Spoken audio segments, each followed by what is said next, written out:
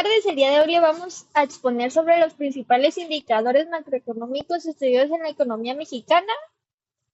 Y nuestro equipo está conformado por César, Kevin, Eric, Laura y su servidor, Naomi. Y vamos a empezar por el tema del Producto Interno Bruto que será presentado por mi compañero Kevin. El Producto Interno Bruto es el valor total de todos los bienes y servicios producidos en un país durante un periodo específico. Es un indicador clave para la actividad económica, más que nada para el país como es México. La importancia que tiene esto es que mide el crecimiento y la salud de la economía. Las políticas económicas también orientan decisiones gubernamentales sobre las políticas fiscales y también permite evaluar el rendimiento económico entre los países, como también influye en decisiones de inversión.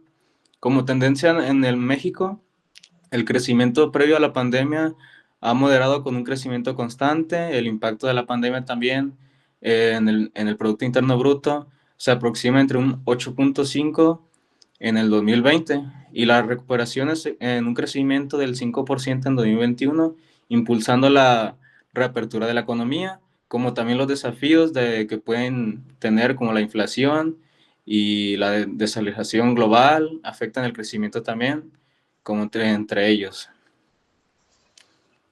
Como siguiente diapositiva tenemos la inflación. La inflación es un aumento generalizado y sostenido entre los precios de los bienes y servicios en una economía. Da por ello una importancia como el poder adquisitivo que reduce la capacidad de la compra de los consumidores, como también las decisiones que toman en la tasa de intereses en los bancos. Las inversiones también pueden ser en las decisiones de las que toman la rentabilidad, como también en las expectativas que tienen un impacto de confianza en la economía. Y como tendencia en México, pues la inflación superior a un 6% desde el 2021 por la pandemia y tuvo un pico en alcance cerca del 8% por el aumento de los precios de alimentos y energía y también como en las proyecciones de alrededor del 5%. En esto tenemos que es crucial en la economía mexicana en los efectos de consumidores y políticas económicas.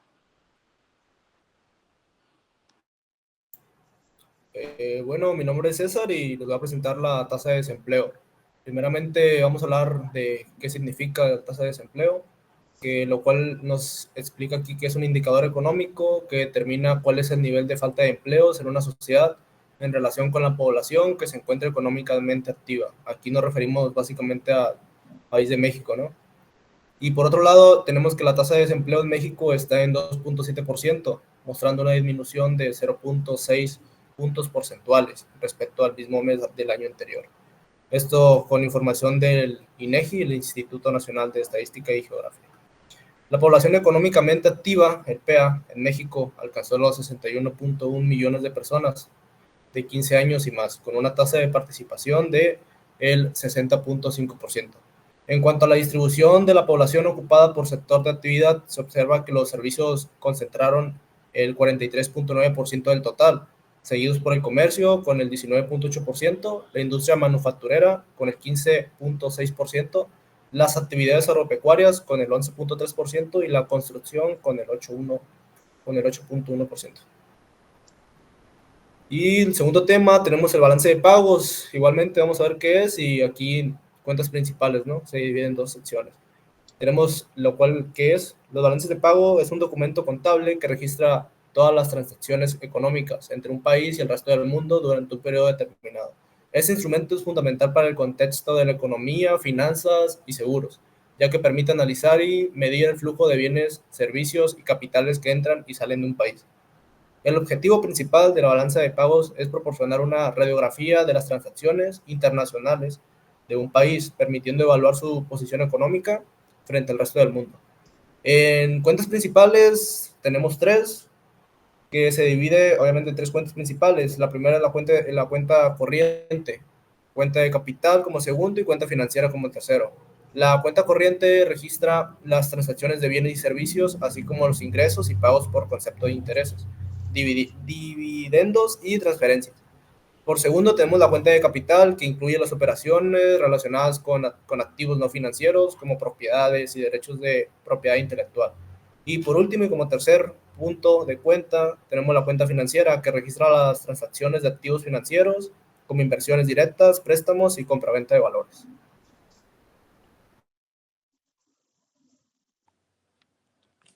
Del siguiente tema que les hablaré, mi nombre es Laura Michel, sería el tipo de cambio.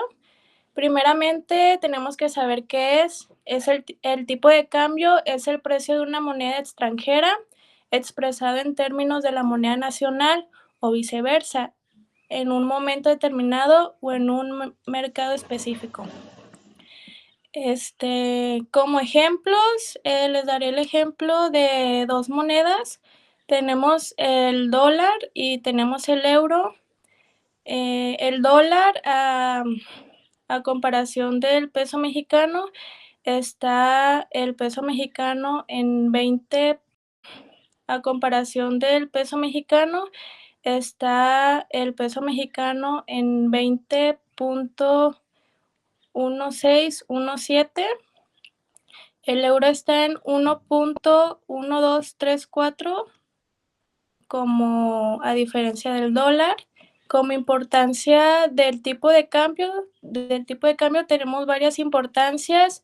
Está el comercio internacional, la inversión y el turismo. El comercio internacional, el tipo de cambio afecta el precio de las exportaciones y las importaciones. La inversión, el tipo de cambio influye en la rentabilidad de las inversiones en el extranjero. Y el turismo, el tipo de cambio afecta el costo de viajar al extranjero.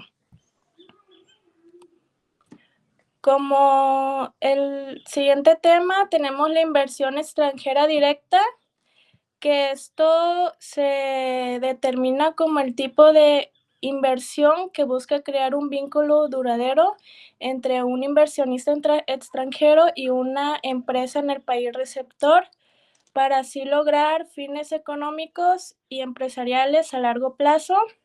Esto nos puede traer varios beneficios, como lo son aumentar la generación de empleo, incrementar el desarrollo y la capacitación de divisas, estimular la competencia, incentivar la transferencia de nuevas tecnologías e impulsar las exportaciones.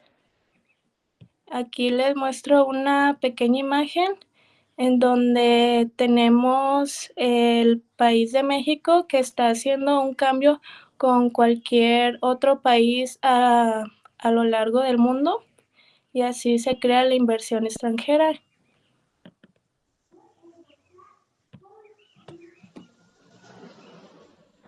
Yo soy Eric y como siguiente subtema les voy a hablar de la deuda pública. La deuda pública es la cantidad de dinero que pide un país cuando piden préstamos para cubrir gastos, y a esto también se le puede denominar el PIB. Existen dos tipos de deuda, la deuda interna y la externa. La interna habla que es la deuda que se debe a los prestamistas dentro de la misma nación, o sea, si México pide prestado dinero a otro mexicano. Y la deuda externa es el dinero que un país adeuda al extranjero, ya sea público o privado. Quiere decir que si México le pide dinero a Estados Unidos o cualquier otro país que no sea de la misma nación. Las causas del aumento de la deuda son los gastos en la infraestructura, proyectos para el desarrollo económico, ya puede ser edificios, gastos, por ejemplo, en el Tren Maya también puede ser, gastos sociales, en programas de salud, educación, asistencia social, o actualmente se le llama bienestar, el programa bienestar, que son becas, pensiones y todo eso. Las crisis económicas, respuestas a recesiones y emergencias. Esto pues puede ser alguna pandemia o cualquier otra emergencia que uno no sabe. Como estrategias que aplica el país es para manejar la deuda, hacen recortes de gastos, aumento en ingresos fiscales, pues ya sea con impuestos del mismo pueblo o así. La deuda neta del sector público federal se situó en 16.405.182.7 millones de pesos. La política monetaria es el trabajo del Banco de México, Bánsico, para administrar y controlar la oferta del dinero, las tasas de interés y el crédito en la economía.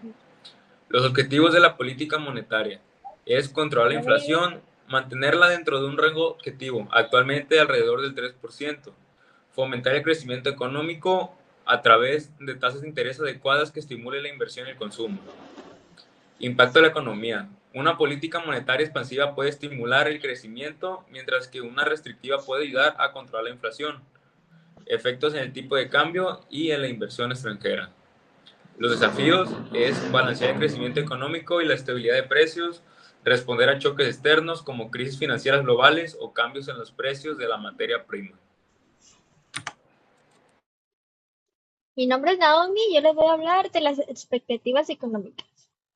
Bueno, las expectativas económicas son las predicciones o suposiciones que personas, empresas y gobiernos hacen sobre el futuro de la economía. Y algunos ejemplos son las expectativas inflacionarias, que son la estimación que la gente hace sobre el ritmo al que los precios aumentarán o disminuirán en el futuro. Y por otra parte también tenemos la encuesta de Pecuarios Económica, que es una herramienta que monitorea la evaluación de las expectativas de mercado sobre las variables macroeconómicas. Y para concluir este tema, podemos concluir con que la economía mexicana enfrenta desafíos para mantener un crecimiento sostenible, mejora la competitividad y reduce la deuda pública. Sin embargo, cuenta con ventajas como la inflación baja y una tasa de desempleo relativamente baja. Para abordar estos retos, es crucial implementar políticas económicas efectivas, fomentar la inversión y mejorar la productividad. Y eso será todo de nuestra parte. Muchas gracias.